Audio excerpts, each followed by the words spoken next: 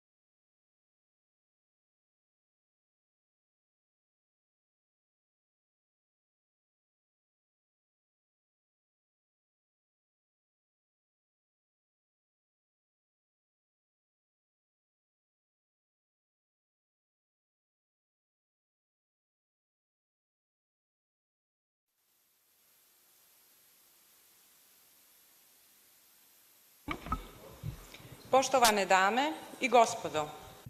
Ladies and gentlemen, good day to all and welcome to the 11th Conference on Economy, Montenegro 2022, organized by the Chamber of Economy of Montenegro.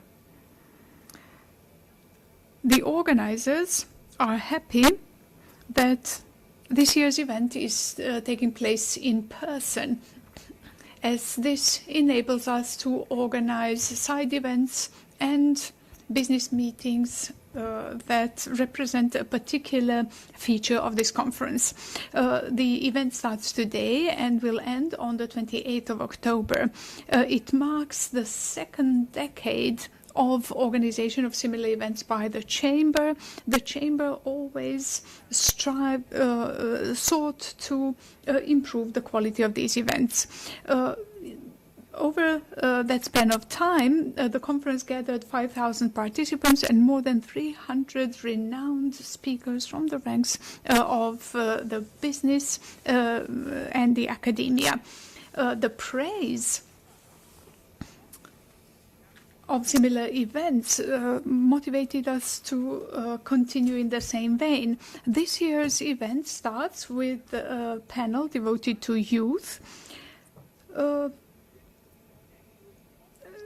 Attention to youth and making sure that they provide the backbone for future development. This illustrates the long-term view taken by our Chamber of Economy. And we feature this in particular by presenting the success stories of young people during this session.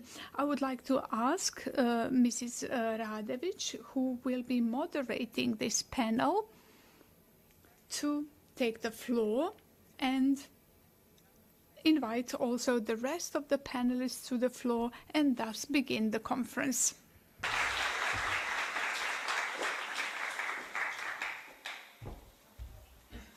Hvala. Thank you. Just as you heard, we will be beginning by addressing youth-related issues. So let me welcome you to this panel on migration, employment or unemployment of youth in the Western Balkans, and the recommendations that we can provide to decision makers. Let me thank and commend the Chamber of Economy for starting this conference with a youth panel where we will be hearing from young entrepreneurs. This is indeed the best way to discuss the future, because they say that the world remains in the hands of the youth. My name is Dragana Radević. I work at the Institute for Entrepreneurship and Strategic Development, which is a licensed science and research institution primarily devoted to the improvement of business environment in Montenegro, and particularly focusing on youth entrepreneurship. In addition to the Institute, I also work at the University of Donja Gorica, teaching entrepreneurship course. The university cherishes this entrepreneurial spirit and fosters entrepreneurship among young people.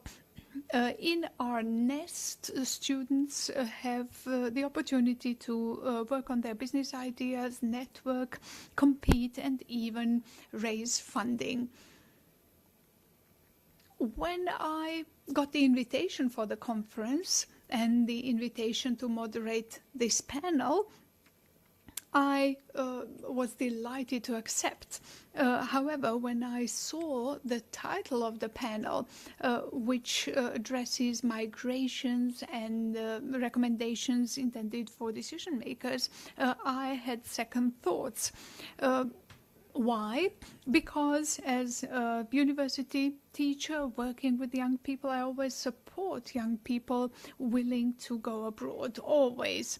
And it's not just me. The University of Donja Gorica has a specific policy for the students involved in the work and travel program. They are allowed to complete their studies one term earlier and to take exams upon return to Montenegro. Out of the total number of our students, this year more than 500 were part of the work and travel program, and that makes us particularly proud. Although some may see this program as the first step towards leaving the country, my first thoughts related to the program include awareness, new ideas, inspiration, even startup capital that our students come back with after engaging in the program. However, reality is important. We have to take it into account. According to Eurostat, there is a confirmed trend, growing trend of in the number of migrants from the Western Balkans, as the number of work permits issued to people from the Western Balkans tripled. The Institute from Belgrade calculated, according to a specific methodology, the cost of young people leaving the Western Balkans. And according to that calculation, the annual cost ranges between 3 and 5 billion euros. Short-term impact is seen in the labor market, and in the medium term there will be impact on the development, and in the long term, if these trends persist, the sustainability of the pension and healthcare systems will be under question mark.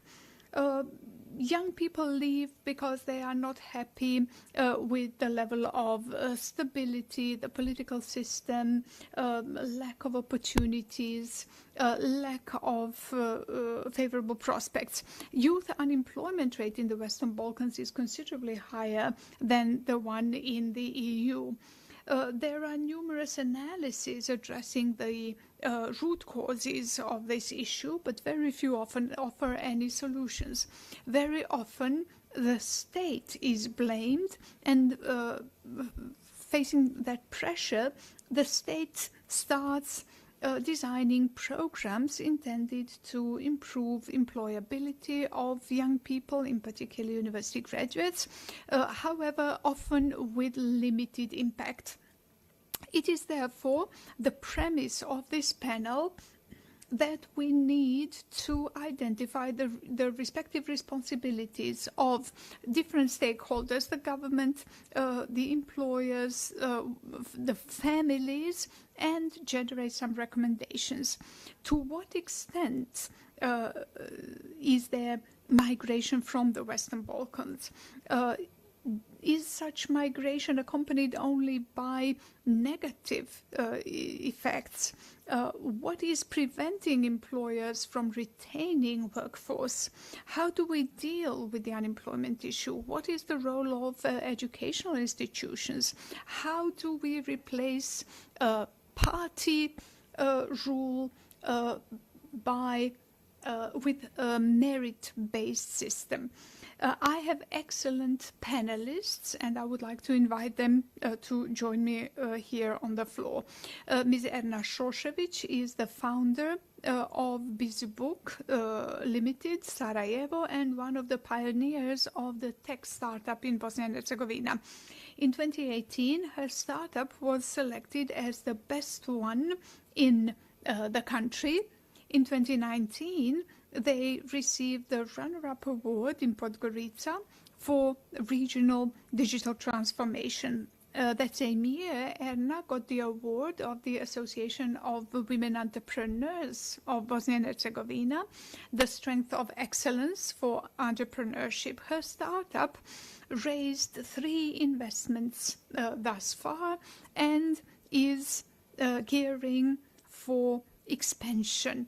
It's a B2B platform offering digital overview of the market and matching demand and supply. Erna is also a member of the advisory board on women entrepreneurship for UN Women in Bosnia and Herzegovina.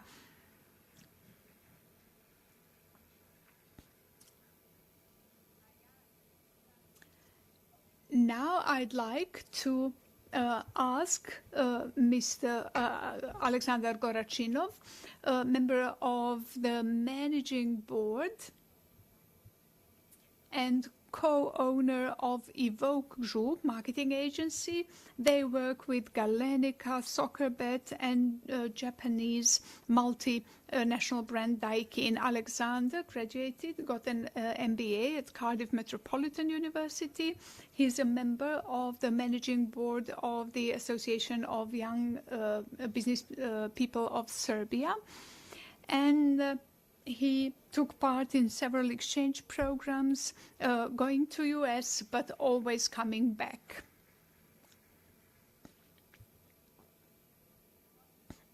Kosta Petrov is an internationally recognized entrepreneur, PR specialist and startup mentor from North Macedonia. He is the founder of a leading event organizing company doing business in a number of countries ranging from the US to South Korea. For several consecutive years, he was one of the most influential people in the industry, according to Congress magazine. He is also one of the most renowned authors in North Macedonia.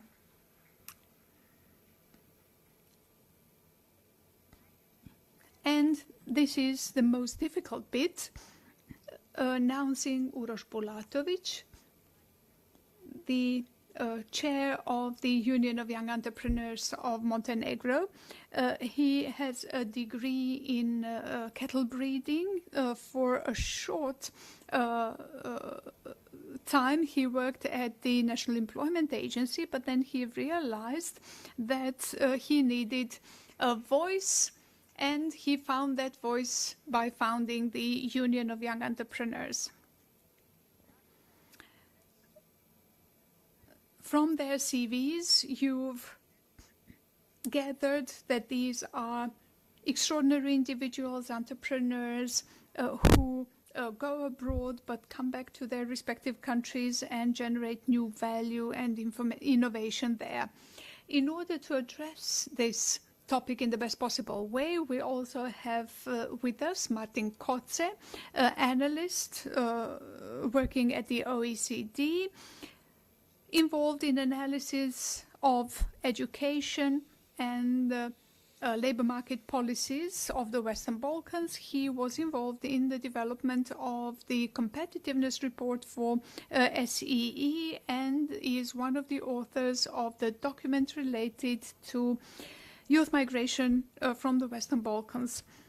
Martin will present today the key findings of this analysis, and then we will continue with our discussion. Martin, you have the floor.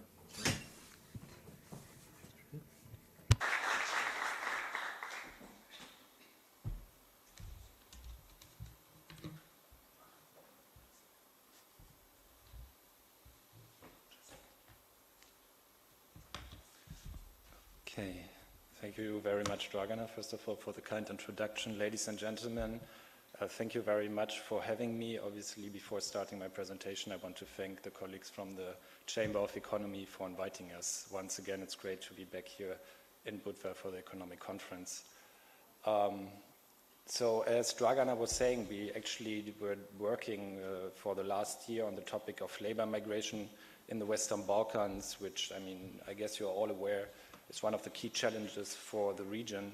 And we finished a report that's called Labor Migration in the Western Balkans, Mapping Patterns, Addressing Challenges, and Reaping Benefits. And we thought it would be a really good introduction now to this panel, because obviously we're going to talk about migration, we're going to talk about education, and we also come with some policy recommendations for decision makers. So let me see, this is working. Yeah, so what I want to present to you today are some key findings of our report. First of all, I would like to show you a bit more the characteristics of Western Balkan 6 migration, before then looking more explicitly at the labor market outcomes of migrants from the Western Balkans in OECD countries.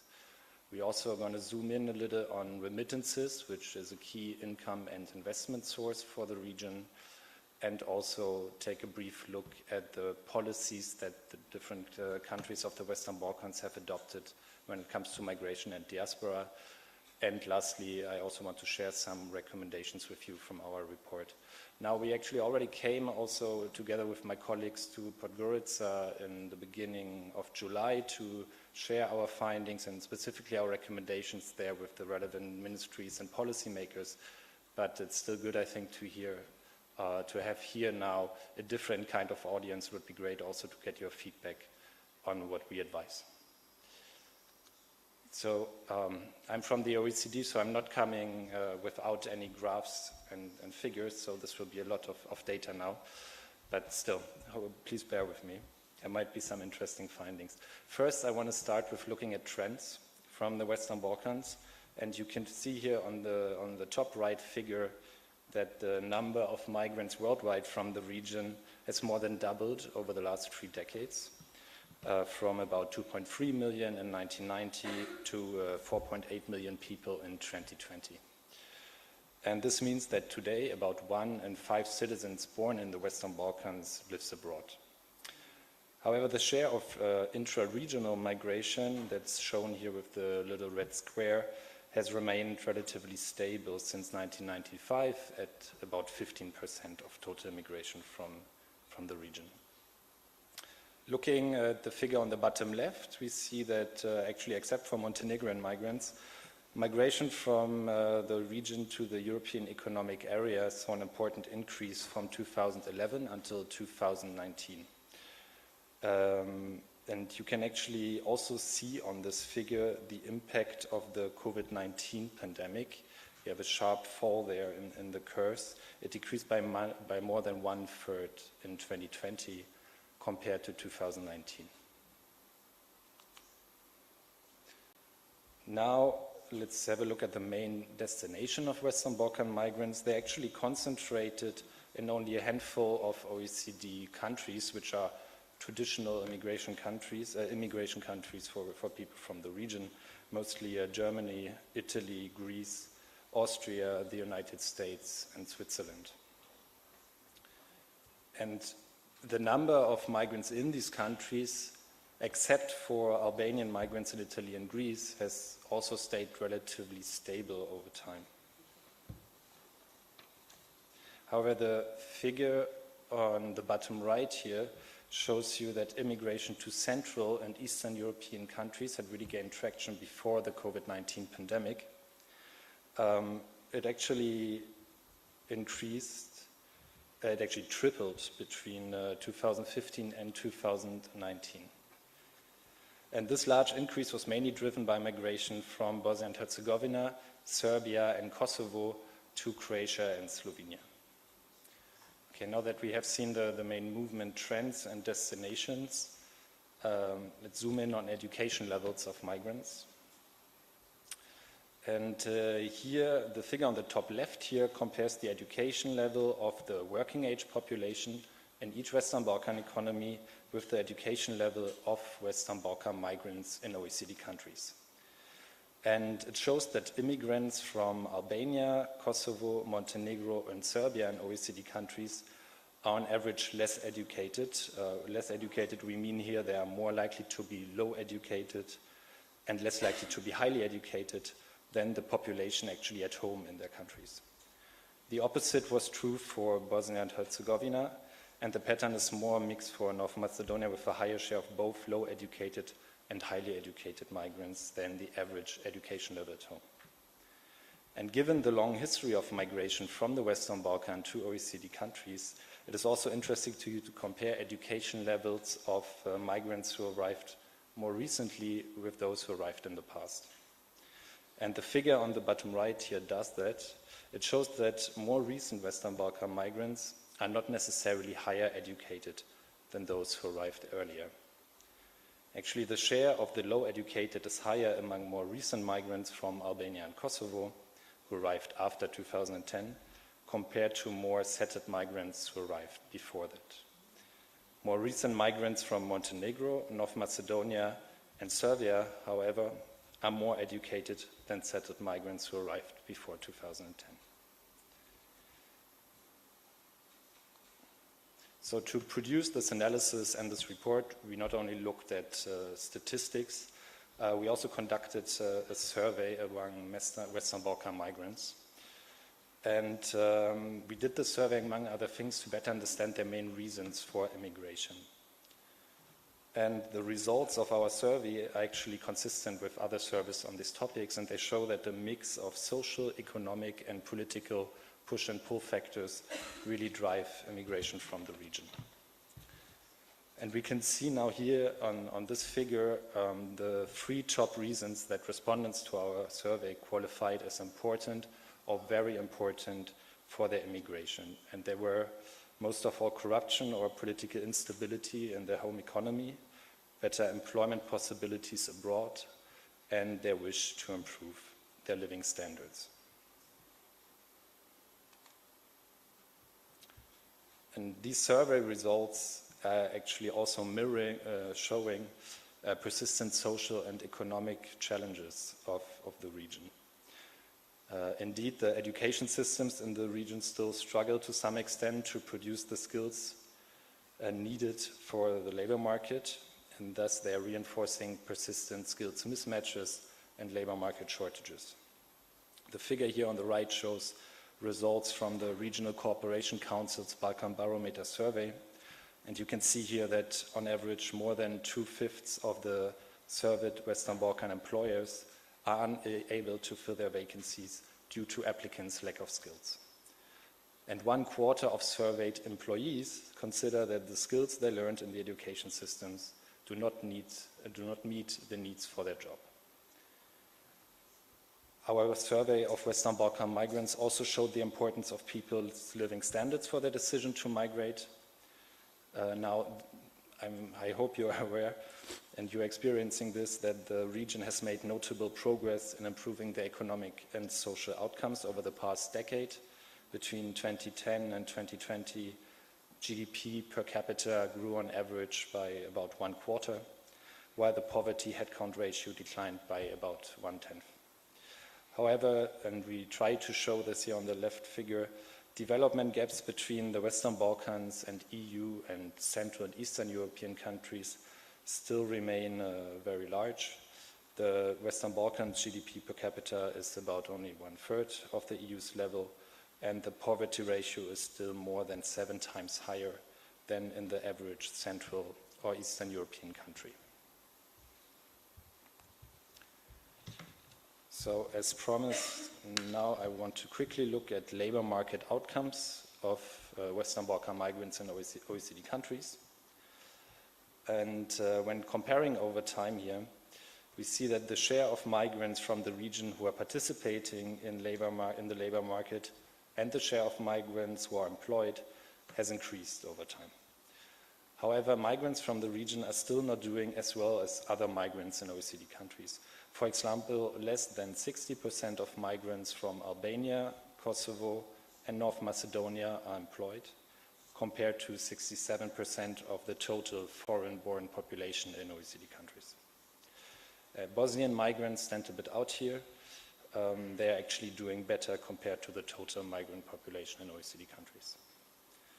And when comparing labor market outcomes for male and female migrants, we also see that there are important gaps, with women being less prone to participate in the labor market and being less likely to be employed compared to men. And this is actually true for all migrant groups in OECD countries, but the gaps are particularly large for migrants from certain Western Balkan economies, notably from Albania, Kosovo, and North Macedonia. In fact, broken down, we can also see that weak labor market outcomes from migrants in these economies, and the top figure also driving low labor force participation and employment rates of women. And also an important observation, actually highly skilled migrants from the Western Balkans are also struggling to find jobs that matches their skills level. On average, close to half of the highly skilled migrants from the Western Balkan 6 are overqualified, compared to only 35% among all migrants in the OECD. Now we also looked in our report at the potential of remittances to spur development here in the region. The first thing we can conclude, which I think you're also aware, is that the inflows of remittances to the Western Balkans region is really substantial in relation to their national GDP. They actually present in relation to GDP about 10% on average. In the case of some economies, notably Kosovo, we are close to 16% here, which makes it one of the top remittance receiving economies worldwide. And that's actually could be a great source for development. But we have identified a few barriers that still inhibit the potential of remittances to serve as development agents. First of all, remittances are often sent through informal channels, so they are not part of the formal financial system.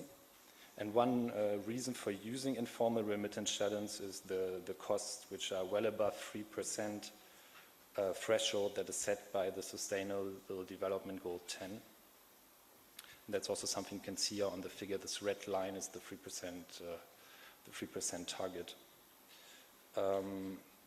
And there's also another big issue, that's the trust and the trust in and the access to banks and to financial institutions. A high percentage of the population in the region still has not access to a formal bank account.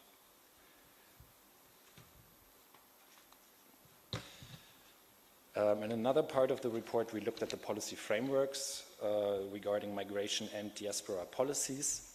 We find that all economies have developed strategies and policies to manage migration, and to some, but lesser extent, also policies to strengthen the development impacts of migration through diaspora investment, knowledge transfer, and return migration. And those can bring really important financial and knowledge transfers to the region. I think some are sitting also here on the stage with us, and generate new ideas and entrepreneurship. But these policies in many economies in the Western Balkans are still relatively underdeveloped, and we are missing, for example, explicit frameworks to leverage better the resources of the diaspora, formalizing remittance transfer, attracting back return migrants, for example, through tax incentives, or just measures to build trust between the diaspora and the population here. As promised, now some policy recommendations for decision makers. As you see in our report, we covered a broad range of topics, and we concluded mostly that to make the most of migration and diasporas, we would pursue 3 courses of actions. So strengthening the migration management and improving the conditions for those choosing to leave, enhancing the positive development impacts that the diaspora and return migrants can bring, and addressing some of the main push factors that force people to leave. So a precondition for effective labor migration management is having clear and coherent national strategy documents, which are then also translated and effectively implemented, but also efficient coordination mechanisms across relevant national but also local actors to ensure coherence. And this is particularly important when it comes to a policy area like migration policies, where one can have different objectives, and that's something we observed in the different Western Balkan economies. Another key factor is labor migration management is data. And here we really recommended to decision makers to invest more heavily in a systematic collection and analysis of migration data, especially when it comes to return migrants, where there's actually almost no data available. Overqualification is also an important issue, and low employment rates are a challenge for migrants from the region. There we go. There's also a few things that countries here can do to improve the labor market outcomes of migrants in destination countries, including harmonizing education and training curricula and skills recognition systems to facilitate the recognition of skills from migrants in destination countries, and also by forming development partnerships with destination countries. And when it comes to enhancing the positive development impacts that the diaspora and return migration can bring, Building trust between the diaspora and the home government is really key, and this takes systematic and sustained strategies to build long-term relationships.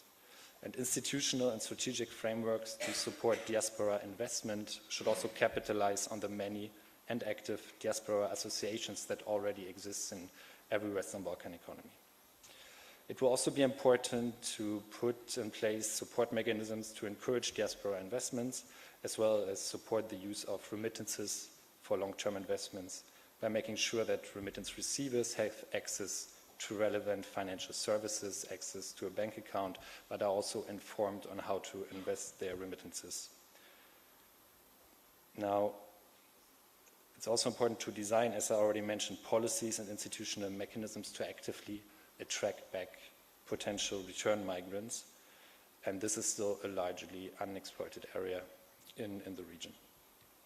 And finally, we also identified a number of important reforms that can help address structural challenges that ultimately leaves people with little choice than to leave their countries here.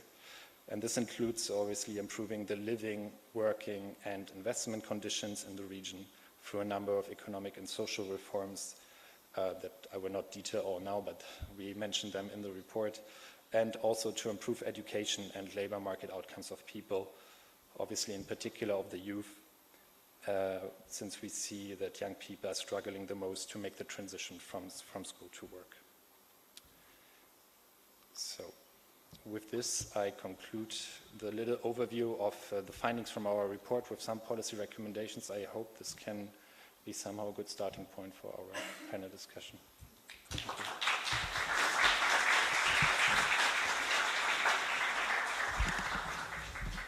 Zahvaljujem se Martinu, on će nam se pridružiti ovdje u panelu. Thank you, Martin. Please join us here in the panel.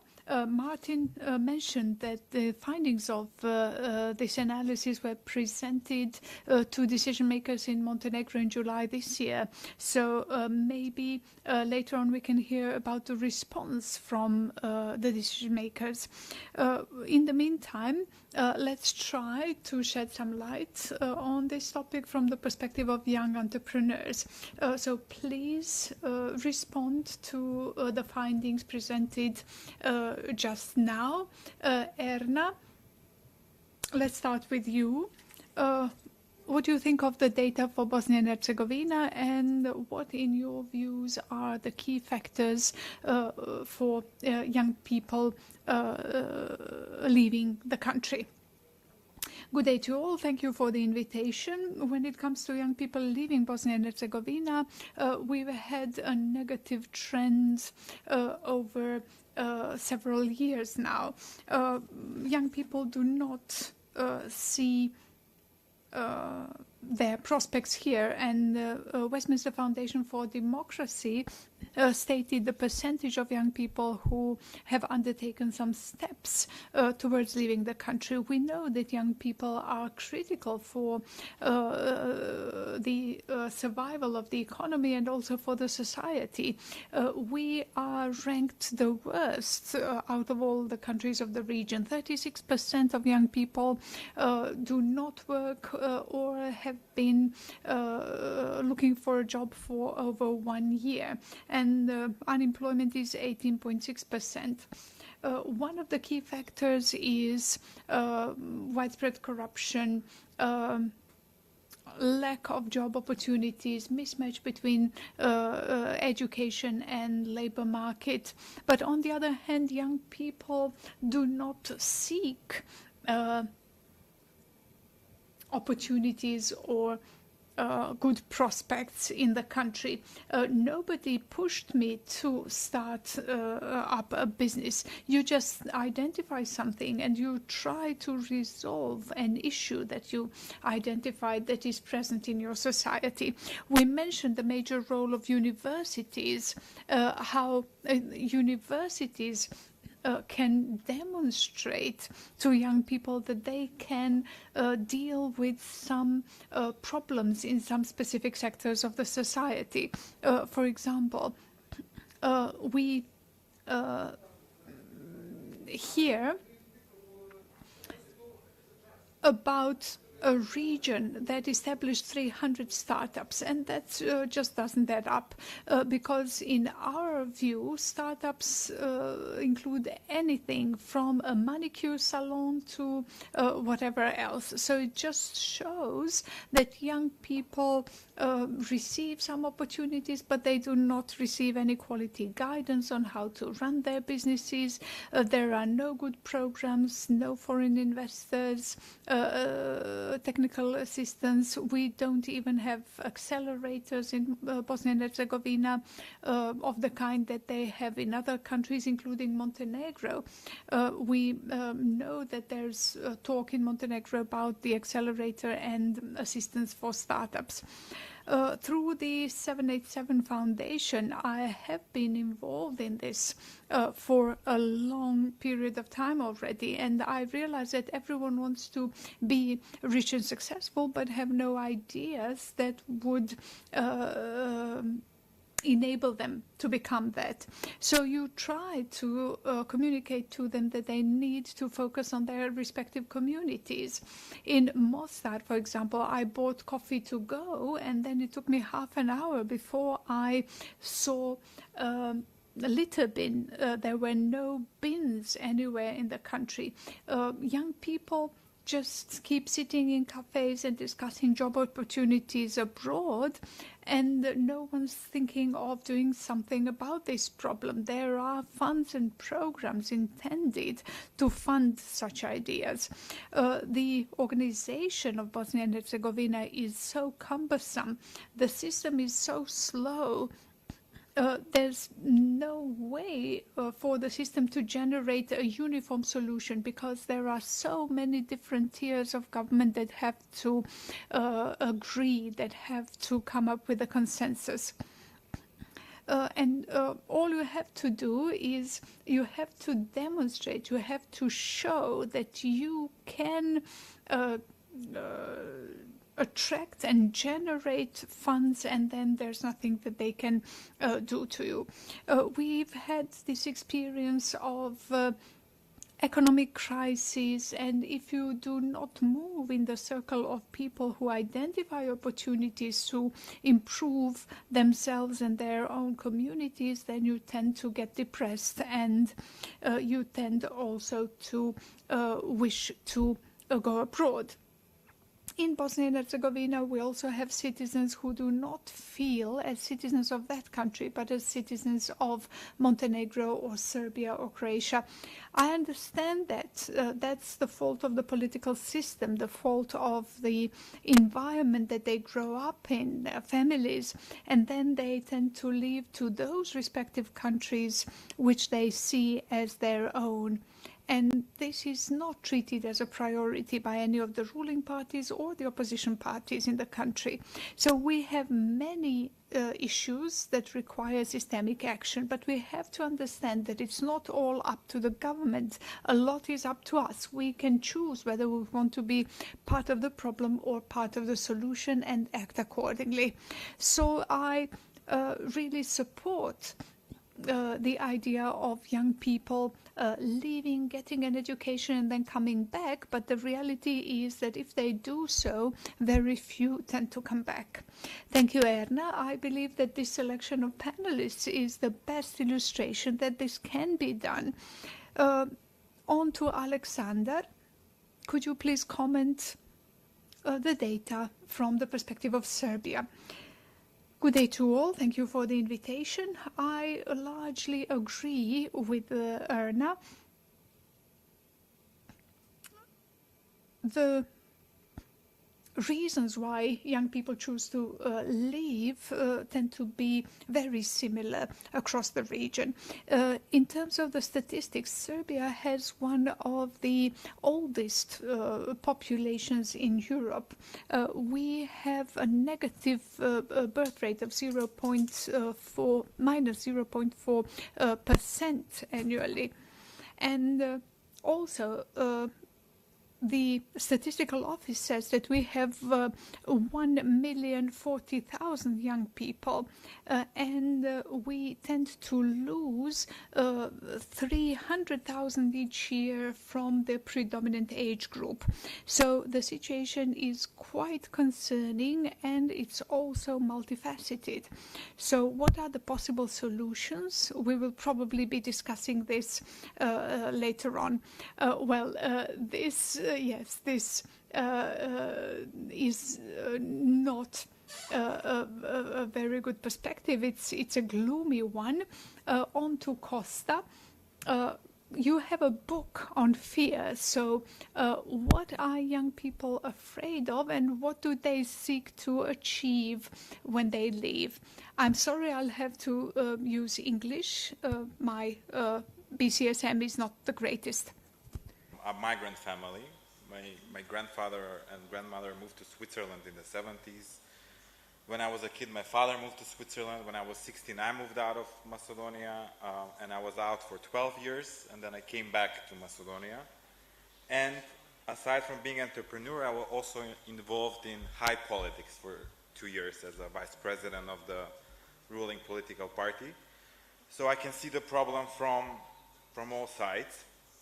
And I'm always trying to be optimistic in life, so even though when we start talking about it, it can get really depressing, and even now, like in the beginning, it's like, Yes. God. EU, here we come. I think that, first of all, migration or movement of the young people, even though in our countries it's a little bit higher than, not little bit, higher than the average, I think it's also a normal process.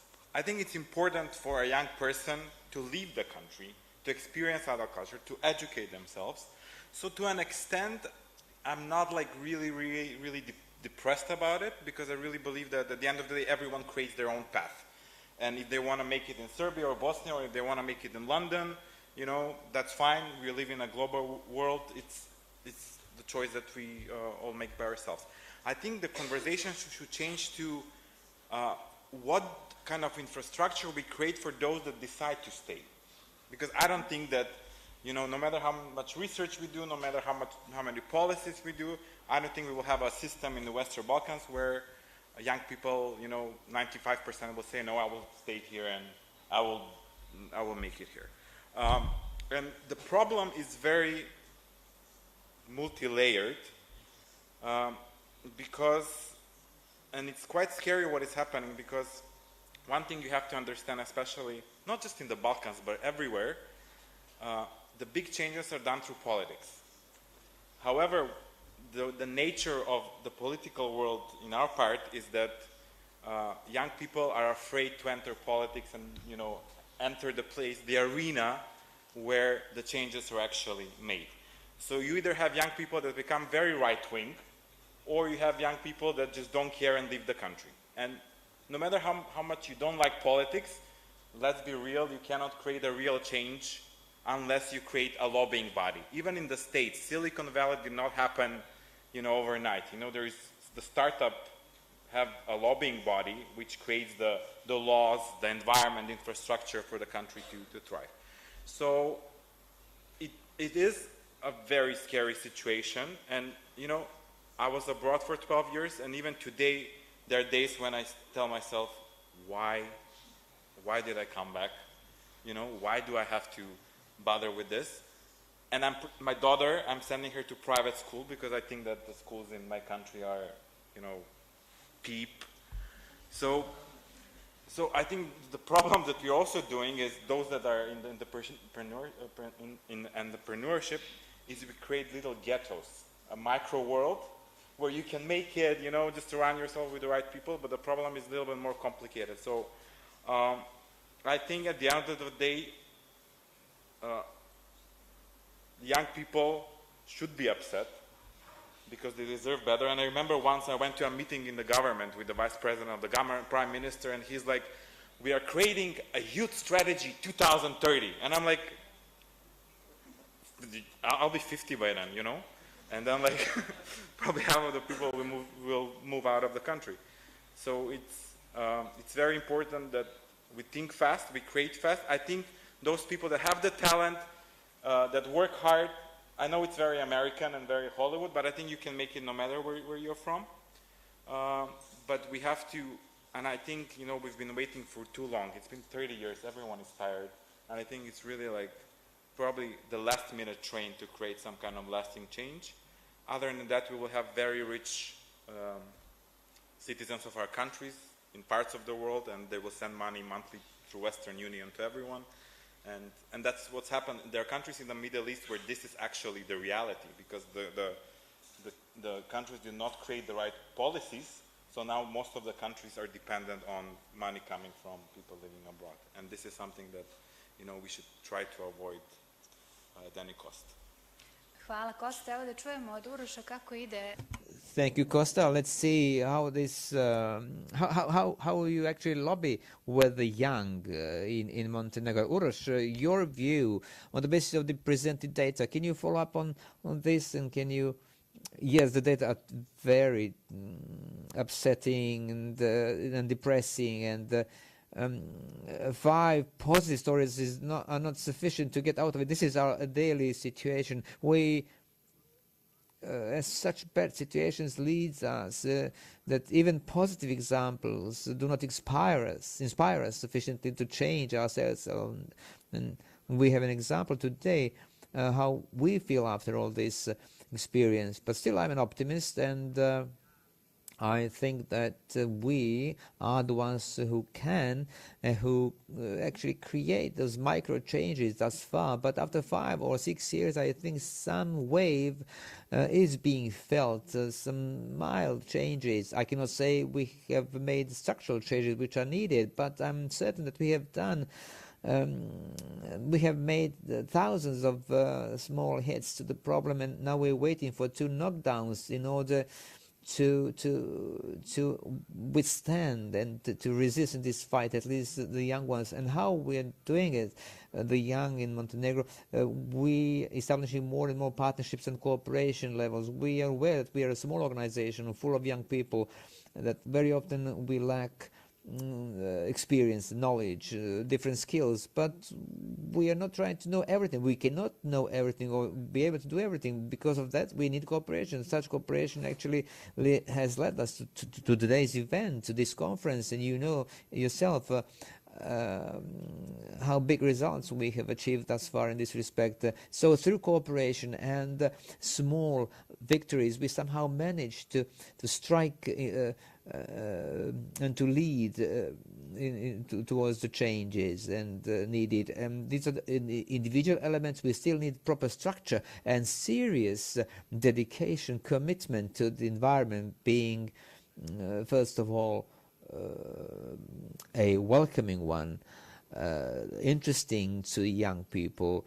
I mean, young people are the ones who need to be attracted by something, not only to have a roof and to have food to eat, but you need to offer them some special opportunities and chances for them to live here and to survive. It is difficult, of course, but with creating a huge number of partnerships, we as a small economy, as a small country, we need to have huge number of partnerships which will be developing or creating more opportunities which will be interesting to us to stay here, to develop ourselves, self-employ ourselves, employ ourselves and live here.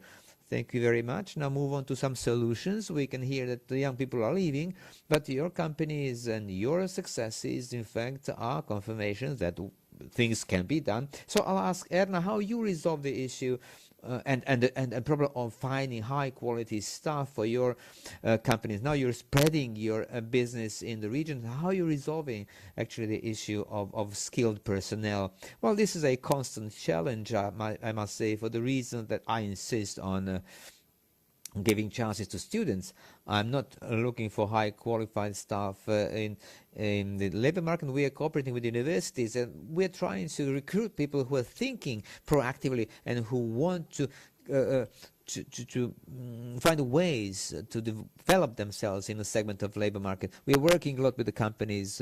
We have 100 companies on our platform, and this is an opportunity for them to spread the network of contacts and how to communicate with companies to feel their needs. And we really emphasize development of their ideas. If they want to create a company, to establish a startup business or something, we offer them great support, and we even sometimes find funds for them to register a company and for them to become legal business. And even if they're not successful, we can help them in a way.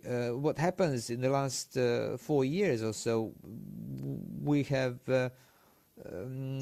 had some 37 students that we dealt with, and only seven of them stayed in the labor market.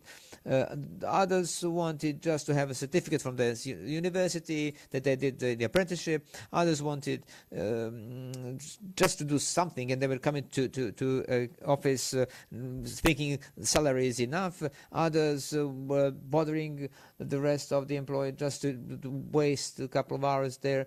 So it is difficult, really, to recognize high quality staff and young people whoever come to our interviews. They're all so optimistic, wanting to learn, to spread their horizons. And then we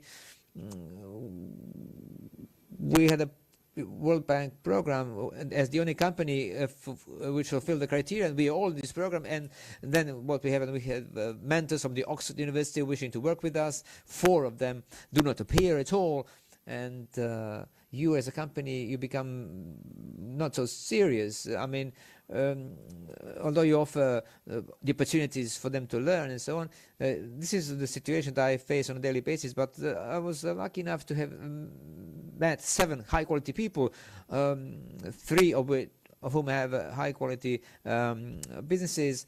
One of the skills is calligraphy. It's not a big technological business, but they have recognized themselves as being able to do that and to work for Facebook and to go home with what they like and to develop themselves in a way. Perhaps they might be successful in the end, and they might be able to open galleries. These are all some thoughts that we somehow incite in them, and I'm trying to enable to provide education and freedom to talk, to exchange ideas within the company, to implement any kind of idea, because certainly we will not. We're still testing the market, and we would like for them to feel that there is a room for development and to communicate about it, because if they do not communicate their desires, we cannot know what they actually want. So as I said, we communicate a lot with the universities, we exchange the ideas with them, and I have many students coming, and I try to establish a team which could also go regionally, and I don't know what will happen with this. Once I come to the next country I'm targeting, I don't know what the problem I'll encounter there, or I might find some super solution. But at any rate, I will not give up on this, and I think this is the future, actually. Thank you. If it's working, you should not be thinking of giving up on it. Alexander, since you are a member of the association, how do businesses in Serbia overcome this issue with lack of workforce? Well, there are several different models. We are keeping abreast with the rest of the world. Everyone tends to blame the state. The state, however, is not the only factor. It is a major part of the problem, but the associations and companies also need to play their role. For example, the Association of Young Entrepreneurs, and I was reminded of it when you mentioned these micro-environments. We gather 150 young entrepreneurs in initial stages or a bit more advanced in their businesses, and this is an environment where they share. It's a positive environment, and there you can see some young people who are positive about their prospects. On the other hand, we also have an association of managers engaged in networking and promotion of this profession and educating young people willing to engage in this profession. So there are models. Big companies are up to speed with the latest trends, the smaller ones following suit. There are internship programs, practical training during university. The companies are beginning to set all that up, and then major companies and now even medium-sized and small businesses are now trying to listen to what young people want to do about employment. So the companies are quite active in all these different areas. They are doing what they can, and we are seeing some results. Small businesses look up to big businesses. Let me give you an example. The company where I'm one of the co-owners, we have 15 to 20 employees. Some of them got their first jobs with us. So we try to understand what they wanted. They wanted something that is a positive, stimulating environment where they can develop. The salary may not be the decisive factor for them, so they want to find a place for themselves in your company, and that's something we can all work to support. Status quo is not an option. Costa, what's it like expanding to 40 countries? Do you come across these issues with all young people? Alexander mentioned young people who are ambitious and want to do something with their lives. When do they lose the ambition? Let me mention the conservative industries, apart from IT and marketing. For example, you have the workforce that you need: civil engineers, electrical engineers, technology engineers. Those people want to specialize in the profession, and then you try to give them jobs where they will be able to do that. So when you work in 40 countries, what do you come across?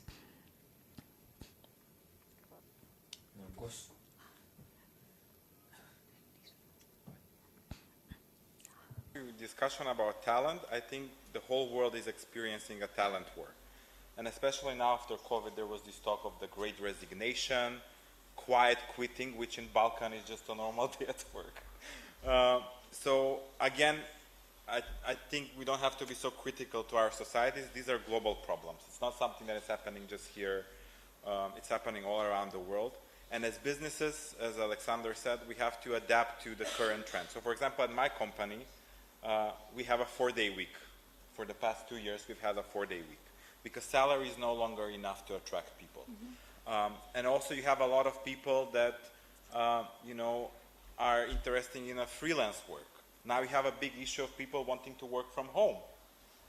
So you have to give them flexibility. Okay, you can also work from home. So I think it's never been so easy, but also not so stressful running a business because the world has become very individualistic, and you have, you know, there isn't like a single strategy where you can adapt for everyone, but you have to take into consideration everyone's unique needs.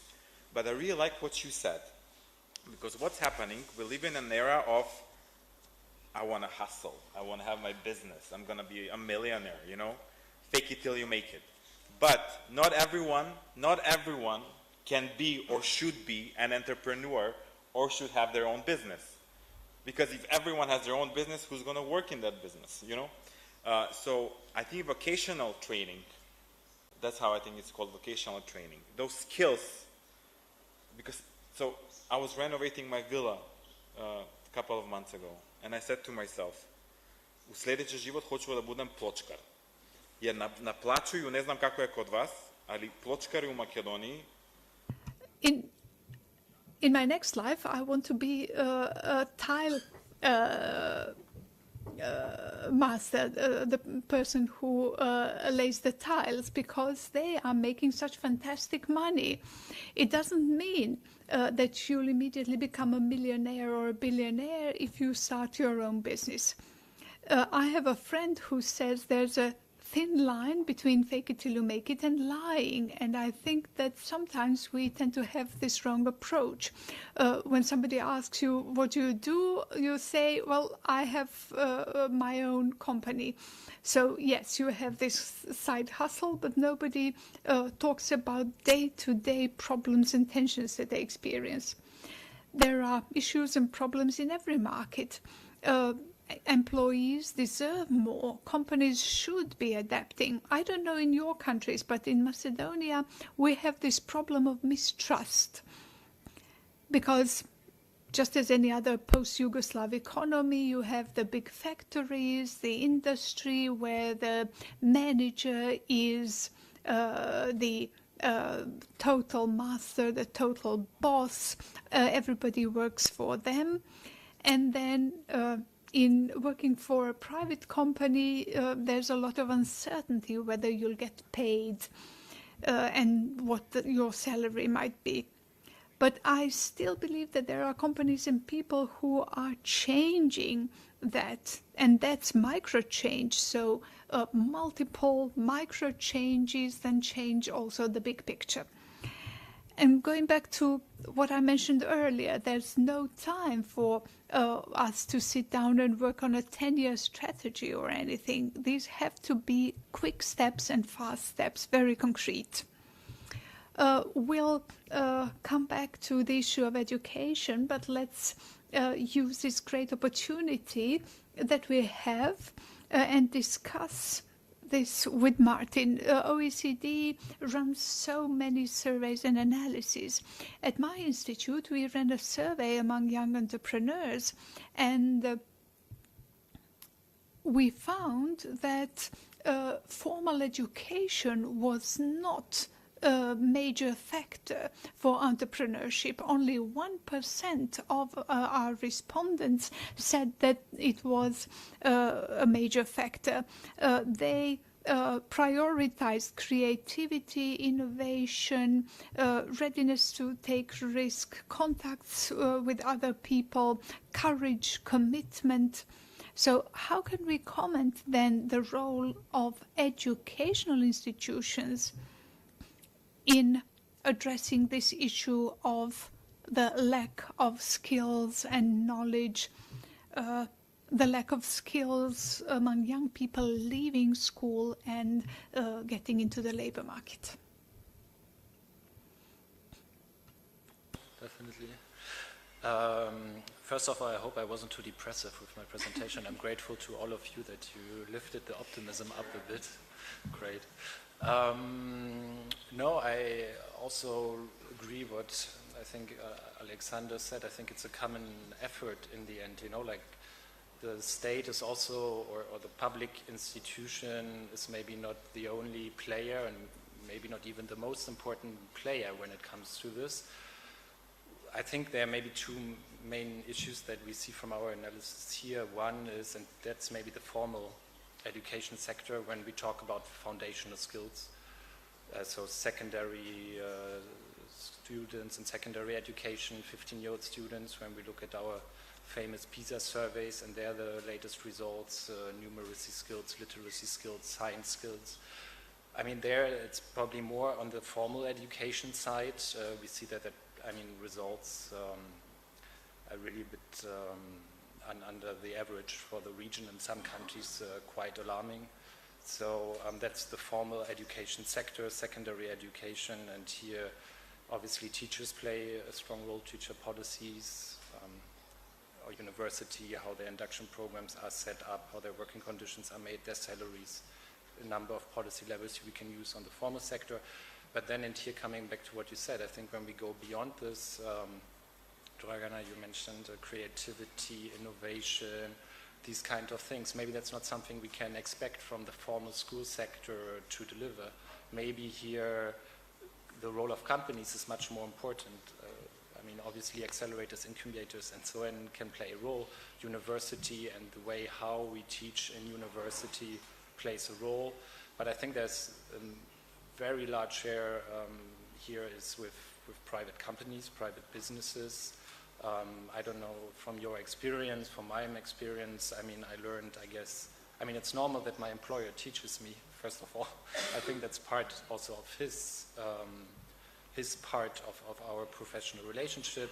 And if he does that well, he gives me the space to live my creativity, to come up with ideas. Somebody mentioned the post-Yugoslav style of working. I don't know if it is like that or was like that, but well, that would be the contrary, of course, if I don't have space to develop these kind of skills. So to reply, I think these two ways, I mean, of course, there needs to be action on formal education, secondary school level, to assure that all students, when they go out there, have the basic foundational skills. That is an issue. But then there's so much to be done, I think, also by companies themselves going forward. Hvala. Thank you. I found some statistical data on the unemployment of young in the Western Balkan countries, and this average rate is about 26%, while in the European Union countries only 16.8%. In Kosovo, for instance, it is even 50% of the unemployment rate of the young. Very often it happens that the policy creators, developers, introduce entrepreneurship of the young and measures supporting young entrepreneurs with the intention to reduce unemployment among the young people. So I'm asking Uroš whether entrepreneurship of the young, although Kost already mentioned something about it, whether the entrepreneurship of the young can be key to solution to resolving the issue of their unemployment. Well, my response is, of course. We have already mentioned that. We have discussed a bit already about it. A great number of young people who are interested with adequate support. Sometimes we have support which is intended for the young but not essentially adapted to them, although created only for them. They would develop their own companies, and whether they would provide big number of jobs, probably not, probably for themselves or or another person, but this is what we could hear.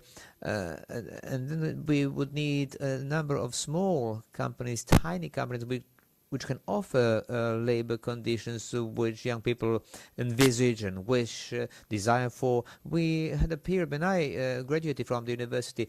At that time, there was always a kind of mismatch in the sense of an employee sought for some job who has a certain degree, but then with experience, and then we could never actually find a job. Now I think especially young people are the ones who are ready to invest in new young people, and then again we do not have such areas. I don't know who is following this, but basically they are looking for the commitment, dedication, who corresponds to a team, and not the experience, some specific education. I'm not speaking about everybody, but for some specific companies. And basically young people have these companies which are flexible, which can respond quickly to the needs that the young have. And I think that the entrepreneurship can affect very much the employment. The employment of the young creates an environment which responds to us in a proper way, and where we would like to work and live and self-employ ourselves there. Costa said that not everybody should be entrepreneurs, but any entrepreneurial experience, development of entrepreneurial skills, in fact, improves the employability of this individual and makes him or her the high-quality associate who is capable of having his or her own business. Before moving on to the recommendations, I would like to ask the audience to step in and to ask some questions if they have any. We have some people here who already have their own businesses, quite a lot of young people. You might need some advice. Some of you might also share with us the view of their life, what they would do differently in their lives if they could go back to some younger age. No questions for now? Oh yes, there is some. We would just need a mic. Good day to all of you. George Stojovic, a founder and owner of Venda Montenegrina. I would like a question in English because of our guest. Martin, Costa, Alexandre, welcome to Montenegro. We are glad to have you in here. My question is, considering the relation between political situation and migration, how does the situation in politics reflects on the migration? Is it more present in the states with a strong, stable government, or it is more present in the states with transitions in politics? And does it reflect at all? We know the situation about the investors, they like the stability, but what is the situation with migration? Thank you. Hvala mnogo. Thank you very much. So the question. Okay. Aha. Da, izvinjavam se. Yes. I would like also to hear Costa's answer to this question because he's the only member of the ruling political party, or was.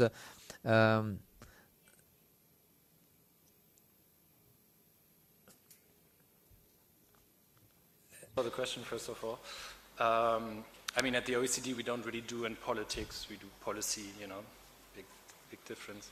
But, I mean, according to our survey results, we saw here the first place in motivations and drivers of migration from our respondents group were corruption or political instability in their home country. Yesterday, I attended also the business forum of the burden process, where also businesses, again, is one of the big challenges or like revendication they have is obviously stability. You mentioned themselves, investors, they also like stability. So yes, I think this definitely plays a big role. Okay, hvala. Costa? It's a huge part of the problem because for 30 years we've been talking about transition. I think we probably had the longest transitions in history of transitions. And politics definitely plays a key part, and I said this in the beginning. First of all, you'll notice in today's world, everything is polarized.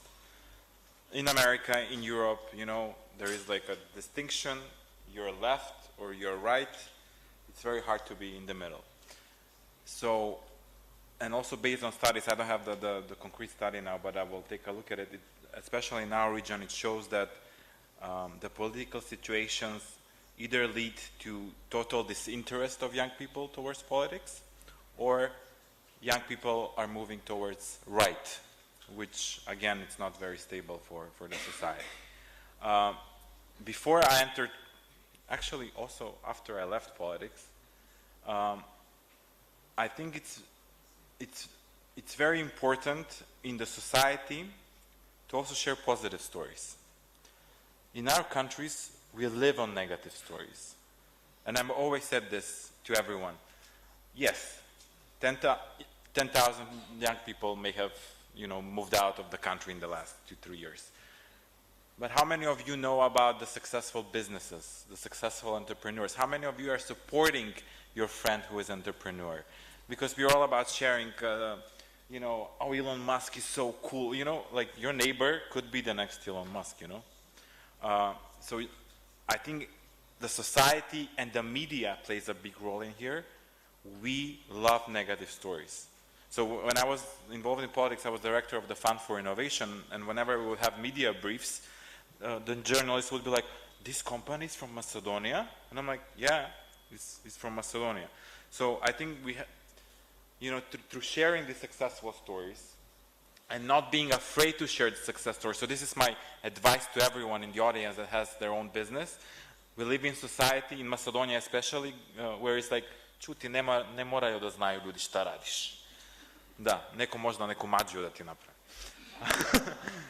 But talk about, da, protiv uroci, ono ideš u crkvi, džami, gde. But in order to inspire others, you have to talk.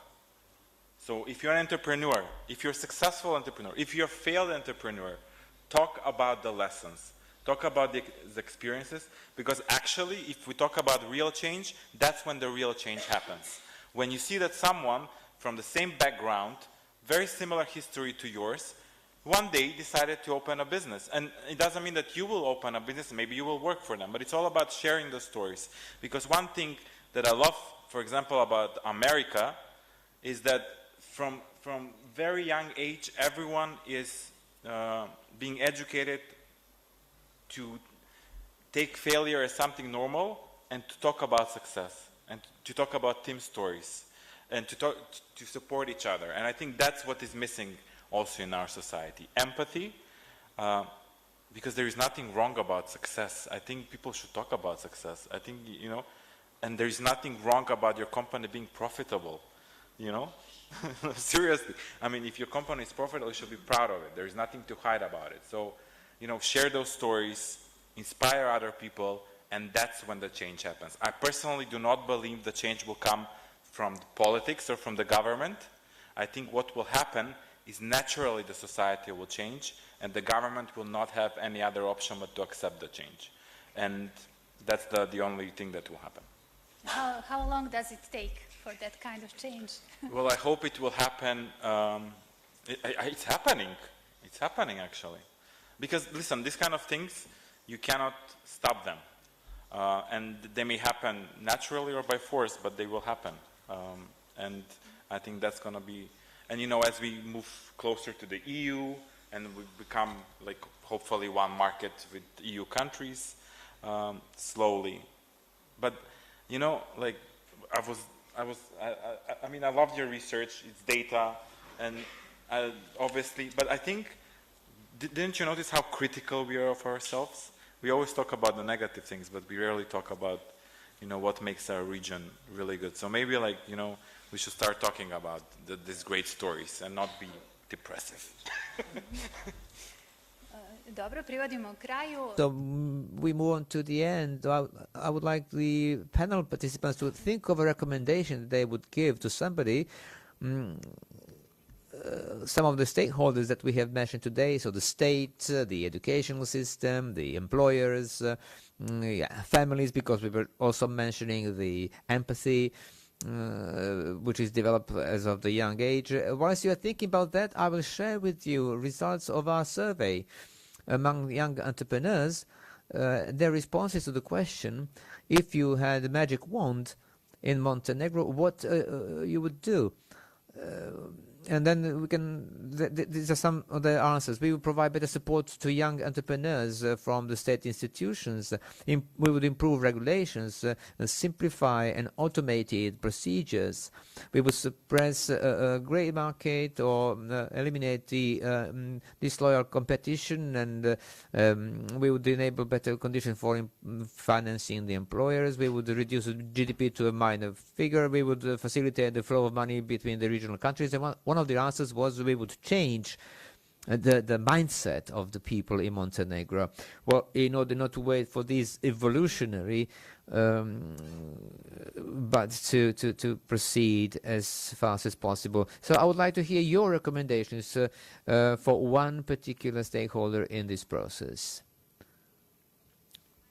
Martin, would you like to start? Oh, Erna will start, sorry. In fact, Martin presented his recommendation through his presentation, therefore let's move on to Erna. As for recommendations to decision makers, this is very difficult. I mean, it's difficult to choose one because we had election in October and we're still counting votes, you know, there. We're still counting. So I don't think whatever I would recommend would not actually come to the agenda for quite some time now. There's an excellent example in Bosnia and Herzegovina, which is the Council of the Young of Federation and the Council of the Young in the Republic of Srpska. So they sat down and they wrote new constitution of Bosnia and Herzegovina, which suits to everybody. So 18 young people got together from all parts of Bosnia and Herzegovina and wrote a constitution which nobody wanted to hear about. And then they went to Washington and presented it to Gabriel Escobar, who is going possibly adopt some of those decisions of theirs and present our authorities once we ended up with counting the votes. So we should not wait for anybody to call you anywhere. You should impose yourself and to decide what you want to do, just as these young people did, and then your voice will be heard. So my recommendation would be, as much as you can, to enable greater participation of young people in politics, because they are familiar with the current issues and how they can, and what kind of recommendations would suit them best in order to eliminate those negative and to reduce those negative trends of leaving this region. Thank you very much, Costa. To all entrepreneurs, build your network, work hard. Being an entrepreneur is probably the hardest thing you will ever do. If you fail, that's fine. But also share lessons and try to inspire the people around you. And as for governments,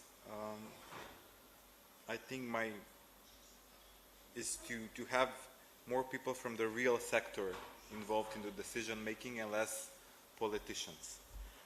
I was joking with my fellow politicians when I told them being a politician is not a profession. They would say it's a profession. No, it's not. I think involving real people into politics is what makes the change happen. And to connect with what you said, you ask for it. No one will give you anything. If you don't address the issue, if you don't do lobbying, no one will, the change will not happen. So just be persistent, and hopefully in 2-3 years, we'll be back here again at this panel discussion talking about how to get people to leave the country, because we have too many people. Okay, thank you. Alexandre. Posle ovih sjajnih izlaganja. After all these excellent addresses, and after Costa, former politician, it's difficult to say anything. And let me also say that Alexander is a Macedonian and a Montenegrin, so I'm a proper Yugoslav, really. No, it's definitely difficult to single out a recommendation. My advice to entrepreneurs and those who want to take up a profession and accomplish their ambitions in their countries, there's a lot depending on us. There's a lot depending on external factors, but you are the ones making the difference. Just as Dragana mentioned, I spent some time abroad, but I came back every time because my idea was that I could also do whatever I wanted in my own country. That was my attitude, perhaps due to my upbringing or the environment that I grew up in, but that has always been my attitude and my view of the future. As for the business sector, businesses need to adapt to keep up to speed with the trends. Migration is not necessarily all bad. If young people are leaving, make them room to come back and transfer the expertise, the skills that they've acquired. And also for the government, perhaps lower taxes and contributions, work with the academia, because the academia, the business sector and the government sector need to work together. Thank you. Uroš? I always have this most difficult position, being the last one in the panel and feeling that you have to make a point after all these extraordinary ideas. I would like the politicians to be better sensitized, to give us a role in the preparation of all the different processes. And my advice to young people, be more proactive, do not wait for the invitation to come from the decision makers. Thank you all once again. I have some concluding remarks drafted because we've already discussed the key topics and I had Martin's presentation available, but I've decided just now to share some more findings of our survey, because I believe you will be able to identify with a lot that's said here. So the question was, for young entrepreneurs who had the assistance of their parents, they showed a lot of gratitude to their parents, but there's a large share of young entrepreneurs who did not have such initial support and assistance. So we asked them about their message for their parents. Support your children in business.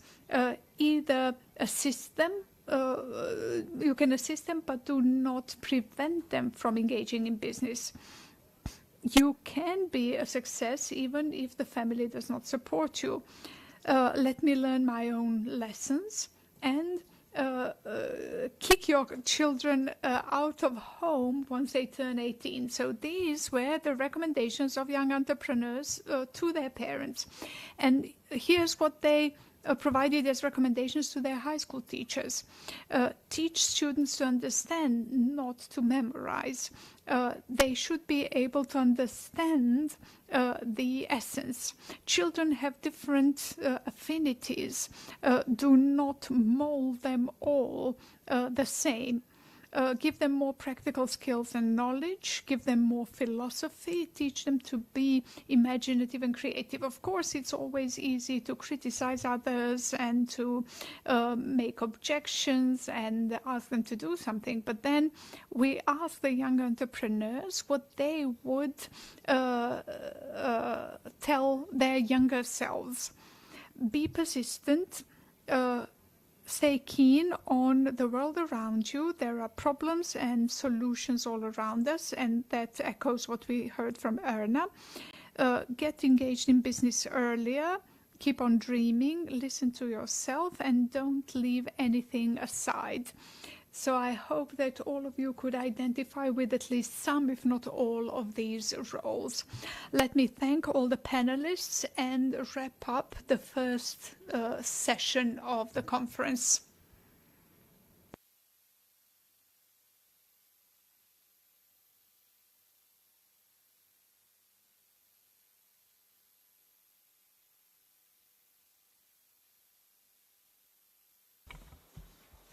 Zahvaljujemo. Nakon ovako uspješnog panela slijedi razgovor sa povodom koji će... Thank you. After this successful panel, we will have a showcase interview that we believe is going to be very interesting. We have Mr. Kerim Hadžić with us. He has a master in civil engineering. He is a founder of the Rubis company from Bosnia and Herzegovina. They make luxury camper vans. And the interviewer will be Uroš Bulatović, chairman of the Union of Young Entrepreneurs.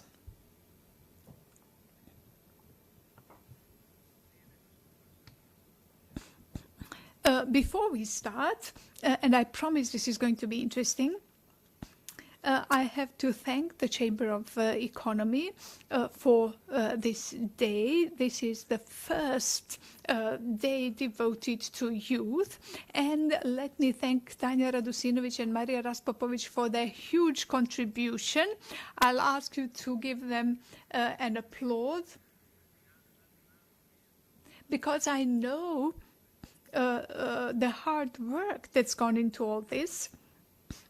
And they presented your activities to me. I owe them gratitude as well. And then I spoke to Tanja on several occasions, and she asked me about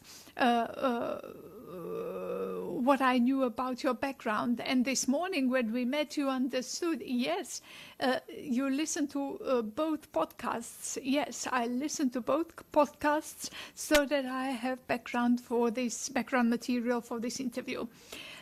Over this short span of time that I've known you, I realized perfectly that we could go on talking for much longer than envisaged.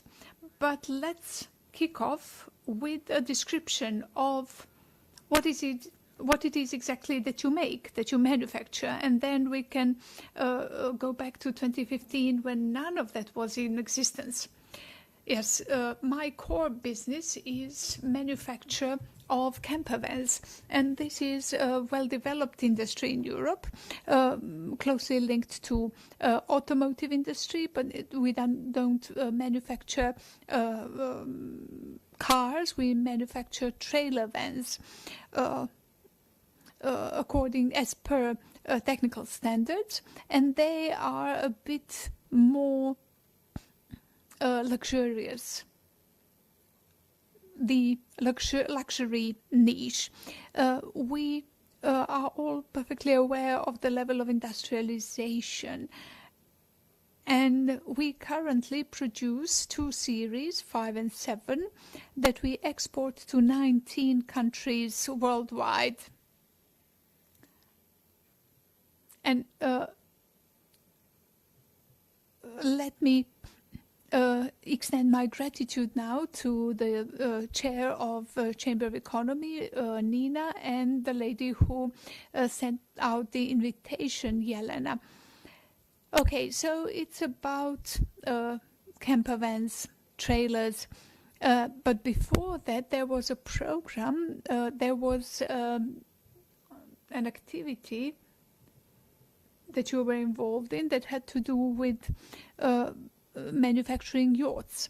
Yes, we needed expertise on materials, resin and carbon fibers and polymers, and I did not have the expertise after I left university. The only one that had such expertise was the Rubis yachts. They produce 15-meter yachts. So you started with yachts, moved on to trailer vans, and now you're exporting to 19 countries.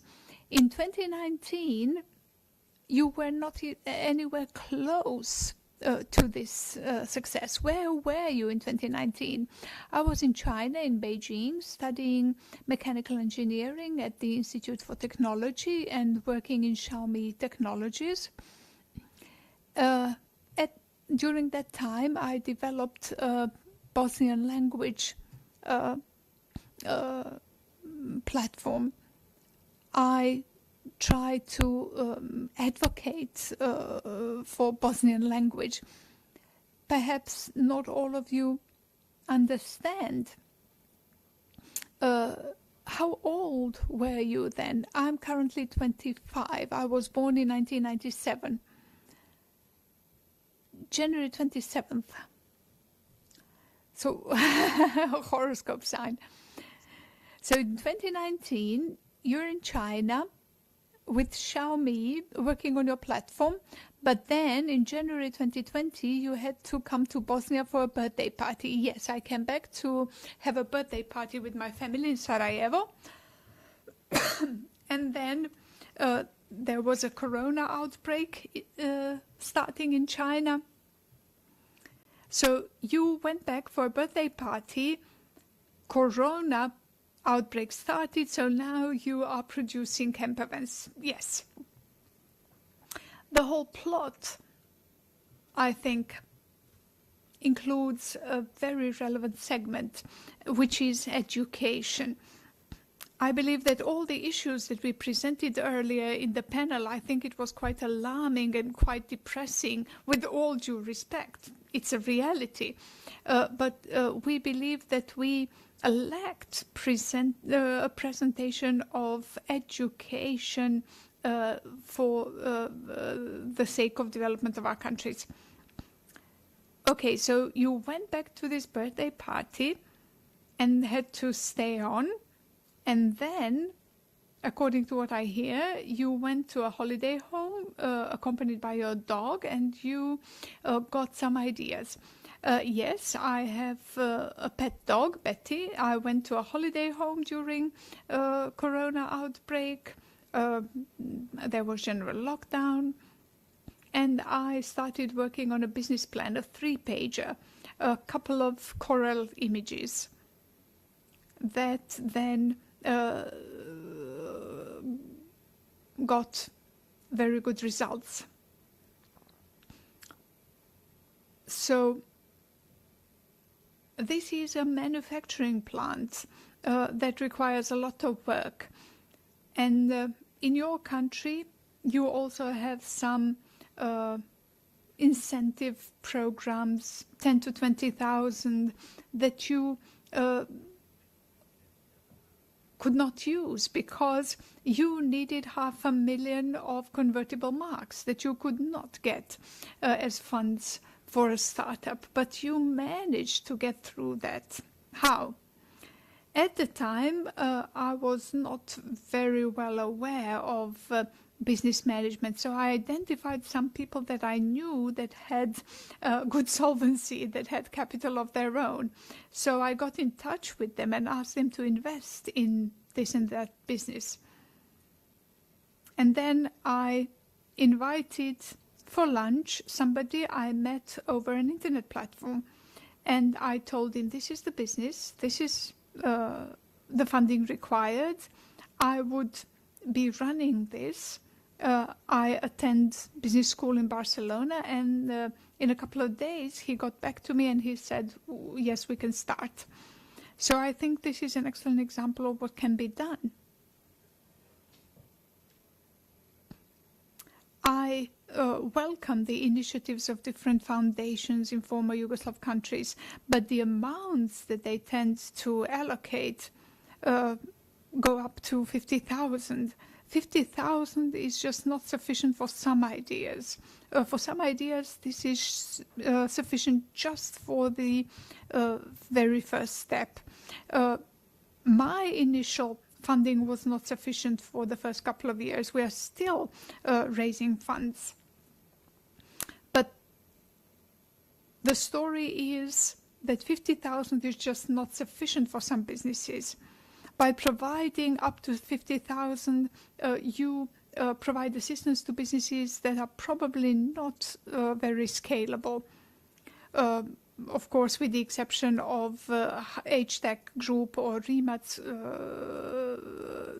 factory, you cannot achieve that kind of scale of business. So these were the initial steps. On the other hand, you also had a scholarship. Yes, when I was in China, I was very motivated to study management somewhere, because in China, all our peers want to go to Europe or the US, get a business degree, start working at McKinsey or BCG or somewhere, and then become partners there. And I was maniacal about GMAT. That changed my life. I passed GMAT. I got possibility to attend 7 top schools. I applied for a school in Barcelona, but then this business prevented me from going there. I think this is favorable, all in all. When you now talk about this initial interview, how does it look like from this point of view, from this situation? Even less incredible. When I started in this, and I was getting to know more people, and when I was talking at the conferences, people having capital here are not so emancipated in the sense of investment, and they're so hesitant when somebody comes with an idea which is not only building or something from civil engineering sector, with due apologies to them, but I think that the investor who started this first is really incredibly brave, but this actually pays in the end. And then what happens after this first initial investment? You got the funds, and what were the next steps for you? Well, started in industry without being aware of industry at all. I have to be aware of that, and I have to admit this honestly. This is really a big swamp with many crocodiles in, but with big, serious companies existing there for more than 50 years. One company from Germany was established by Adolf Hitler, his party. So these are very serious companies. So, and when we started doing this, we went to the first fair, and Düsseldorf, which is the biggest affair of leisure vehicles in Europe, and we really got very good marks from all the entire audience there, and most of them were saying, "Oh, you're from Bosnia. We thought you were stupid, and you were not able to do these things." But then I was so proud, and